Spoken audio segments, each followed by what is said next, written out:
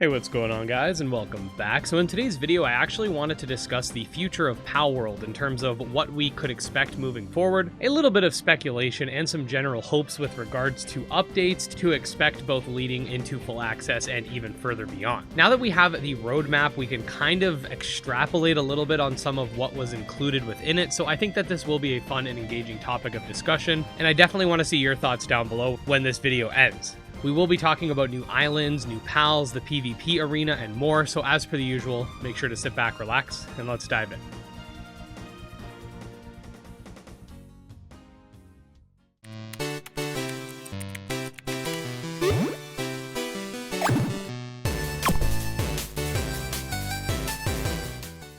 Okay, so the roadmap had three major sections that were present. One was just fixing critical bugs, which is expected. The next had to do with improving AI for pathing and stuff like that, which again, expected. But the third was more so focused on content that's coming to the game. We discussed a lot of this in a previous video going over the roadmap, which I will leave linked below, but essentially we can expect PvP servers, raid bosses, which will be endgame content, new pals, new islands, and new technologies, the PvP arena, and more. Now, one thing they did not give us is a timeline, so we don't really know when the updates are planned to be coming out, or if they're going to be distributed in batches versus slowly over time. What I mean by this is Temtem, for example, would receive a brand new island every few months, and say what you want about the current state of the game after full access, this was actually a really fun way for them to do things because it meant that every few months everyone would get excited to dive back in, explore the next 10 or so hours of story content, find a dozen or more new Temtem, and stuff like that. If Palworld were to do something like that leading up to full launch, I could see them having a major update every 2 to 3 months where they bring forth a new slew of pals, some new islands to explore, and increase the level cap by like 10 or 15 levels, which would also bring forth a bunch of new technologies like various saddles and pal weapons for the new pals that were introduced, and other stuff that you can build. This at least would be more exciting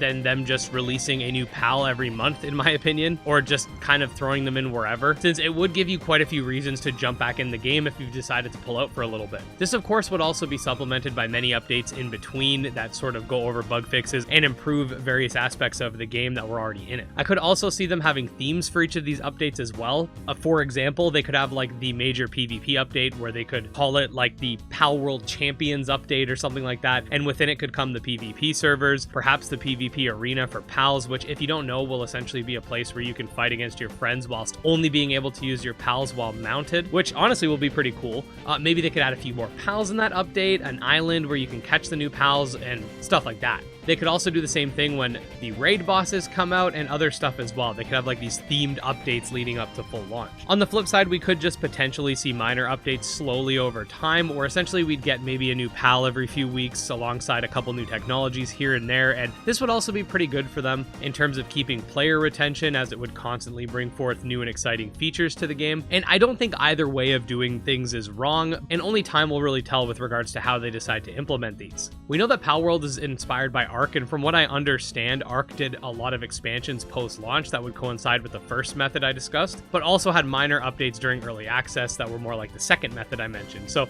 we could honestly end up seeing a mix too. Now, in terms of post-launch updates, I feel like Palworld should probably do expansions every once in a while. Obviously, we're talking a little bit into the future, but once the game is fully out in full access, adding entirely new maps, new pals, new technologies and features, and all of that stuff is a no-brainer when it comes to keeping your game alive. Once everybody can sort of agree that the game is full access, it's worth whatever the full access price tag is, which to be honest, I feel like the $30 they charge now for early access is very worth it, but once it's in that sort of state, I would love to see them continue pushing Palworld further and further post-launch, even if these are paid updates, because honestly, like, I could see them adding a lot to the game in such a way that would still be financially beneficial. If they're going to do that, I could easily see them having separate world maps for the new areas that could simply require like a toggle at the bird statue in order to like teleport between them, since the main map looks pretty full already, minus that tree island that we can't get to. There are also several pals that we've seen in trailers that haven't made their way into the game yet, although we don't really know if they're scrapping these pals or if they're coming back, so there's going to be more pals nonetheless. All in all, I think that the future of Palworld is going to be pretty bright in terms of player count and retention.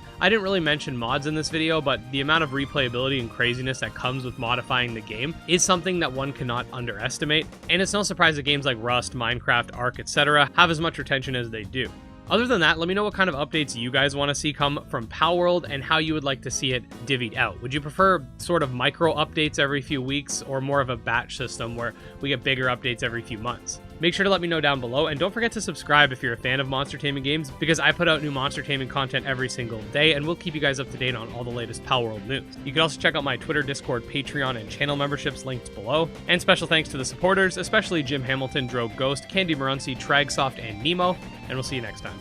Peace.